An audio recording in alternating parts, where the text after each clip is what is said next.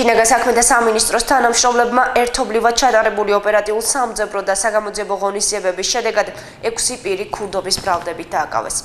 გამოძიებამ დაადგინა, რომ დაკავებულებმა მიმდინარე წლის სექტემბერ-ოქტომბერში ახალქალაქის და ნინოწმინდის რაიონების სხვადასხვა სოფელში ქურდობის 6 ფაქტი ჩაიდინეს. ბრალდებულებმა გაქურდეს სასურსათო მაღაზიები და სწრაფი ჩარიცხვის აპარატები, საიდანაც ფული და სხვადასხვა დასახელების სიგარეტი წაიღეს.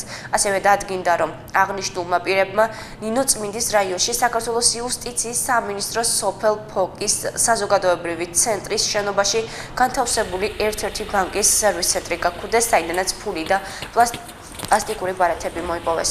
პოლიციამ ბრალდებულების საცხოვრებელი სახლების ჩხრეკისას ნაქურდალი ნივთების ნაწილით ნივთმტკიცება მოიღო. 6-ვე დაკავებული ჩადენილ დანაშაულს აღიარებს. გამოძიება ქურდობის ფაქტზე მიმდინარეობს.